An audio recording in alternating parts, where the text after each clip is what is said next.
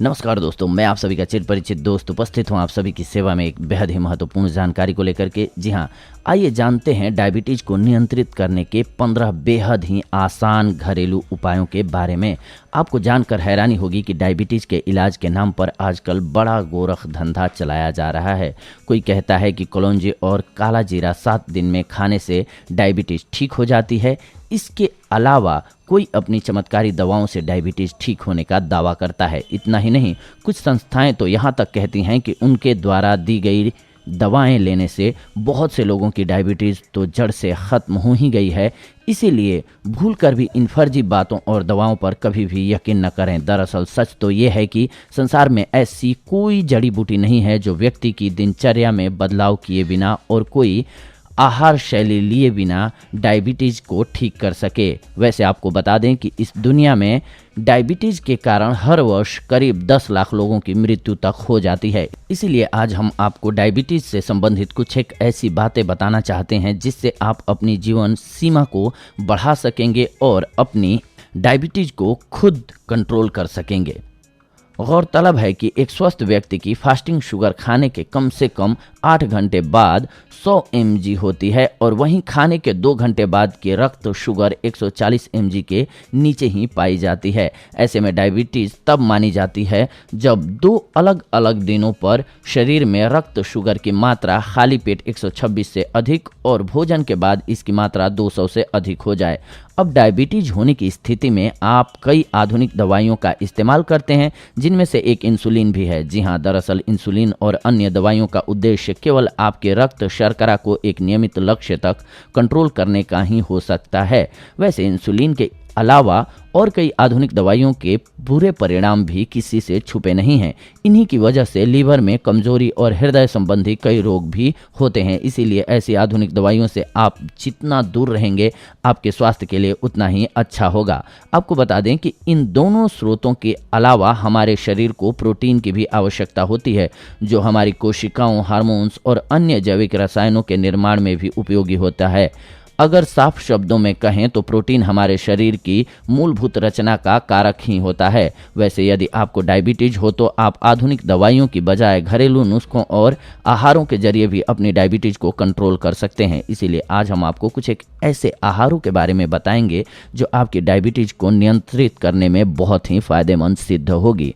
सबसे पहले तेज पत्ता। वैसे तो आप कई व्यंजनों में इसका इस्तेमाल करते होंगे, पर हम आपको बता दें कि यह आपके रक्त शर्करा को नियंत्रित करने में भी सहायक होता है।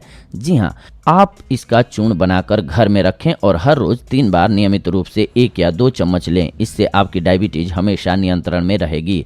दालचीनी। गौरतलब है कि दालचीनी भी डायबिटीज के मरीजों के लिए बहुत लाभकारी सिद्ध होती है। दरअसल ये कोशिकीय स्तर पर इंसुलिन का प्रतिरोध घटाकर इंसुलिन की संवेदनशीलता को बढ़ा देती है। इसके अलावा यह कार्बोहाइड्रेट के विघटन को भी धीमा कर देती है, जिससे खाना खाने के बाद शुगर का लेवल एकदम से नहीं बढ़ता है। यहाँ तक कि लोगों का कहना है कि दालचीनी से उनके शुगर लेवल में 29% तक का सुधार हुआ है। आपको बता दें कि यह काफ़ी सीमा तक इंसुलिन की तरह ही कार्य करती है। वैसे आप दालचीनी आधा से 2 चम्मच तक ले सकते हैं। यह ऐसा तत्व है जो दारू और हल्दी जैसे तैयार किया जाता है। गौरतलब है कि यह तत्व बिल्कुल वैसे ही कार्य करता है जैसे बाकी दवाइयाँ करती हैं, इसीलिए आप इसे एक दवाई की तरह भी इस्तेमाल कर सकते हैं। मेथी दाना। वैसे मेथी दाना को भी एक सुरक्षित जड़ी बूटी का दर्जा प्राप्त है। जी हाँ, ये केवल शुगर को नियंत्रित करता है, बल्कि इसे शुगर सहने की क्षमता भी बढ़ती है। इसमें शामिल घुलनशील फाइबर शुगर को अचानक बढ़ने से रोकता है। ऐसे में यदि आप मेथी दाने का प्रयोग अंकुरित दाल और चने की तरह करेंगे तो इससे आपको ज़्यादा लाभ होगा। साथ ही आपको बता दें कि यह आपके लिए नुकसानदायक नहीं होगा। वैसे भी महाराष्ट्र में तो इसकी दाल बनाकर प्रयोग में लाया जाता है। फाइबर युक्त आहार। आहार में मौजूद फाइबर, खासकर घुलनशील फाइबर, कार्बोहाइड्रेट के विघटन को धीमा करते हैं। इसीलिए जितना हो सके उतना अपने आहार में इन फाइबर्स का इस्तेमाल करें। ऐसे में चोकर युक्त आटा, सभी प्रकार के सलाद, साथ ही फलों में पपीता, आड़ू, नाशपाती, खरबूजा इत्यादि का कम शुगर वाले फाइबर के उत्तम स्रोत होते हैं, इस्तेमाल करना चाहिए। सेब का सिरका। इसके अलावा एप्पल साइडर विनेगर को भी शुगर कंट्रोल के लिए एक महत्वपूर्ण रसायन माना गया है। जी हाँ, यह इंसुलिन की संवेदना को तो बढ़ाता ही है, पर साथ ही शुगर विघटन की शारीरिक प्रक्रियाओं में भी सहायक है। इसीलिए आप इसके 1 या 2 चम्मच आधा ग्लास पानी में मिलाकर ले सकते हैं। इसके अलावा सलाद में भी इसे डाल सकते हैं। साथ ही इस बात का ध्यान रखें कि कभी भी फिल्टर किया हुआ एप्पल साइडर विनेगर न लें, बल्कि हमेशा मदर के साथ ही लें। कच्चे और कसैले आहार। गौरतलब है कि स्वस्थ जीवन के लिए आयुर्वेद में सभी 6 रसों का सेवन अनिवार्य बताया गया है। ऐसे में कसैले फल और कड़वी सब्जियां भी शुगर कंट्रोल करने में बहुत उपयोगी होती हैं। इसीलिए यह जरूरी है कि कुछ फलों का सेवन आप छिलके के साथ ही करें। यह आपके लिए बहुत उपयोगी सिद्ध होगा। केटोजेनिक आहार।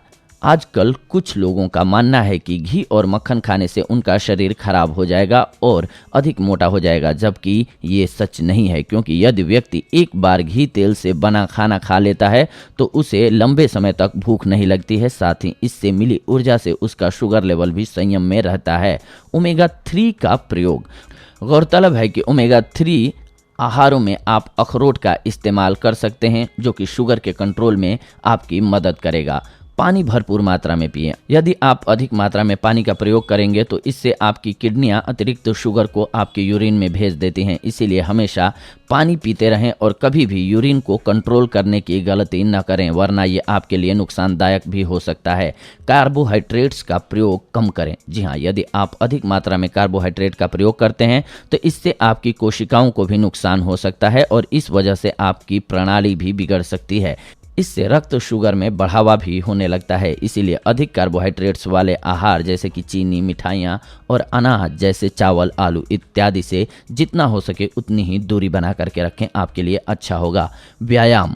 इसके अलावा हल्का व्यायाम करना और सैर करना शुगर मेटाबॉलिज्म को प्रेरित करने में सहायक होता है। साथ ही इससे पेट की क्रियाशीलता भी बढ़ती है। इसीलिए हमेशा व्यायाम करते रहना चाहिए। योगासन। साथ ही हलासन और तड़ासन भी पेट की क्रियाशीलता को नियमित रखने में सहायक होते हैं। प्राणायाम। इसके अलावा अनुलोम विलोम और कपालभाति क्रियाएं पेट में यदि संकुचन और कंपन हो तो उसकी दक्षता बढ़ाने में सहायक होते हैं। ध्यान ग्रहण करना।